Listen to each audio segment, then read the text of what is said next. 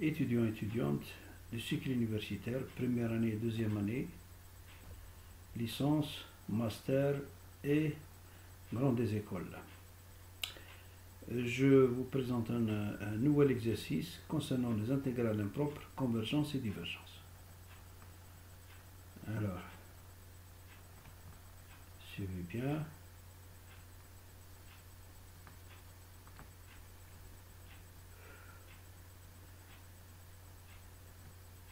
Quel est l'exercice? Quelle est la nature de l'intégrale impropre? Lorsqu'on dit nature, c'est-à-dire si elle est convergente ou divergente. On sait que l'exponentielle de moins t au carré est inférieure à l'exponentielle moins t. C'est normal. Et par conséquent, l'intégrale de 0 à l'infini de exponentielle moins t2 est inférieure à l'intégrale de 0 à moins t dt. Donc, comme l'intégrale de 0 à l'infini de exponentielle de moins t dt est convergente, automatiquement, et par conséquent, l'intégrale, comme vous pouvez le détail, est égale à 1, donc elle a une limite finie, et par conséquent, l'intégrale de 0 à l'infini de moins t2 dt est convergente. On passe à notre exercice. Montrer la convergence et calculer l'intégrale que vous voyez bien, i égale de 0 à l'infini de t3 exponentiellement t dt. Ici, c'est dt.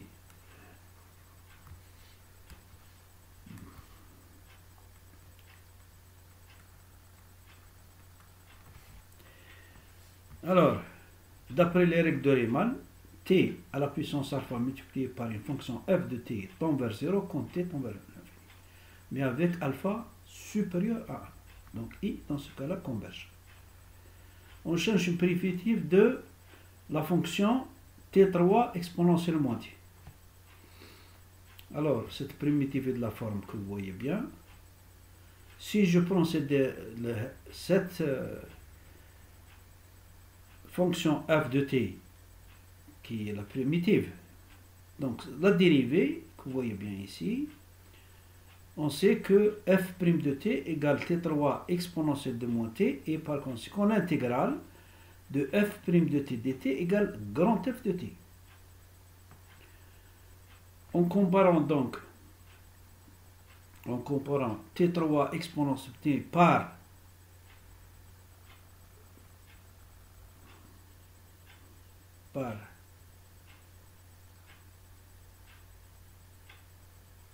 f' de t, qu'est-ce qu'on a, puisqu'elle est sous le signe intégral, sous le signe somme. Vous voyez bien que a est égal à moins 1, c'est un système à plusieurs équations, b égale moins 3, c égale moins 6, d égale moins 6. Voilà. C'est facile à faire. Donc on revient à f de t, en remplaçant a, b, c, d par leurs valeurs respectives. Je vais donc me retrouver avec la limite quand x tend vers plus l'infini de 0 à x de t3 exponentiellement t dt égale cette relation variant de 0 à x. De 0 à x, vous voyez bien que cette partie devient une fonction de x. Moins 6.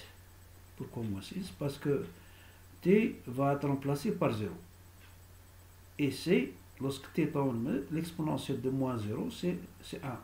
Donc c'est moins 6. Donc l'intégrale elle converge et sa valeur est égale i égale moins 6. Maintenant, l'autre intégrale, qui est un peu plus difficile, mais très long. Étudier la convergence et calculer la base de l'intégrale impropre. L'intégrale de 1 plus l'infini de 1 sur t et reste à racine carrée de 2 au carré plus 1 dt. Au voisinage de l'infini, qu'est-ce que je vais retrouver? Cette fonction-là est équivalente à 1 sur t au carré.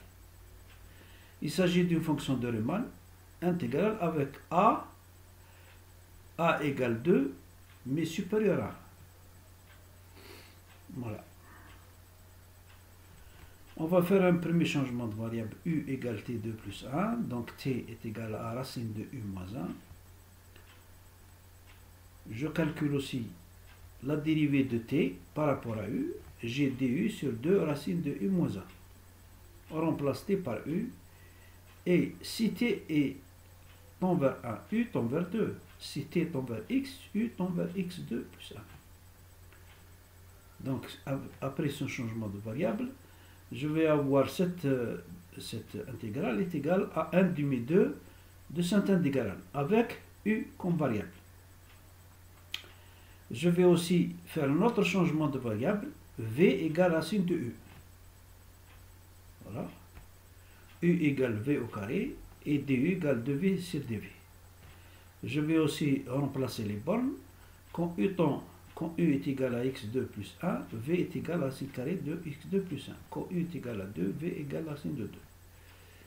Donc je continue la démarche. Je remplace les u par des v et je vais aboutir à une intégrale 1, parce que le 1 demi va disparaître après simplification. Je vais aboutir à une intégrale de racine de 2 vers racine de x au carré plus 1 dv sur v au carré moins 1. Mais 1 sur v2 au carré moins 1, c'est quoi? 1 divisé par v moins 1 multiplié par v plus 2. C'est une identité remarquable. Autrement dit aussi, je peux transformer, si vous voulez, cette fraction en deux termes, une fraction et une deuxième fraction. Ça, vous pouvez le faire, c'est pas la peine que je rentre dans les détails. Donc, voilà, je vais remplacer tout ça par ça. Et je sais que calculer l'intégrale de dv sur v moins 1. C'est le logarithme népérien de v moins 1, mais en valeur absolue. Ainsi que pour dv sur v plus 1, donc c'est le logarithme népérien de v plus 1, en valeur absolue.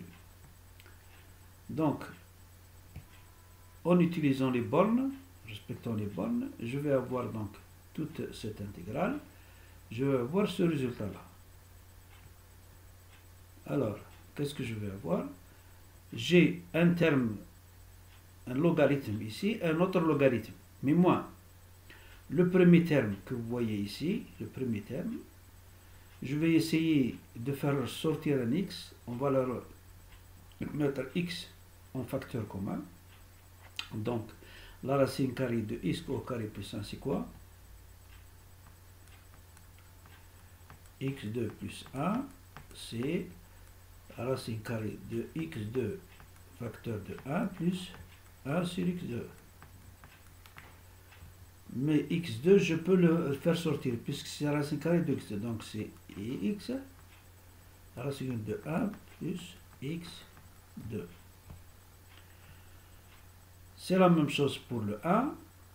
Donc, qu'est-ce que je vais faire? Je vais faire 1 sur x, parce qu'on met x par 1 sur x, j'ai toujours 1. J'arrive à simplifier les x. Qu'est-ce qu'il me reste? Quand x tend vers plus l'infini, le 1 sur x tend vers 0, le 1 sur x2 tend vers 0. Il reste 1 demi de log népérien de 1 qui est égal à 0. Le log de 1 égale à 0 et 1 demi de 0, c'est 0. Voilà. Je continue de mes calculs. Le moins, c'est le deuxième terme. Le moins de la limite de logarithme de quand x tend de racine de 2 moins 1 sur racine de 2 plus 1 égale quoi? Je renverse cette fraction, puisque pour éliminer le moins, je vais trouver logarithme népérien de racine de 2 plus 1 sur racine de 2 moins 1. Je vais multiplier le dénominateur par racine de 2 plus 1 et le numérateur par racine de 2 plus 1. Je vais avoir quoi? Je vais avoir au numérateur logarithme de racine de 2 plus 1 au carré sur 1. Pourquoi? Parce que ce sera, donc comme il s'agit d'une identité remarquable, a moins b facteur de a plus b. C'est a au carré moins b au carré. A au carré c'est 2 et pour le 1 c'est moins 1. 2 moins 1 c'est 1. Donc on n'a pas besoin de l'écrire. Ce qui fait ici le résultat serait de logarithme népérien de racine de 2 plus 1 mais au carré. Et je peux le transformer encore, ce sera 2 logarithmes de racine de 2 plus 1. Donc vous voyez bien que l'intégrale j de 1 à plus l'infini de toutes ces fonctions est égal à 2 logarithmes, mais sans valeur absolue, de racine de 2 plus 1, puisque racine de 2 plus 1 est positif.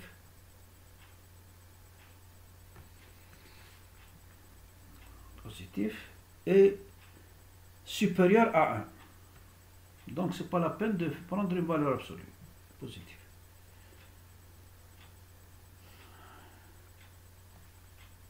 Logarithme 1, c'est plus 1. Supérieur à 1. Alors, qu'est-ce que je vais prendre comme conclusion? L'intégrale j est convergente et sa valeur est, que vous voyez bien, j égale 2 logarithme népérien de racine de 2 plus 1. J'ai terminé donc ces deux exercices. Je vous conseille vivement de refaire ces deux exercices, mais sans visionner la vidéo. Je vous souhaite bonne chance.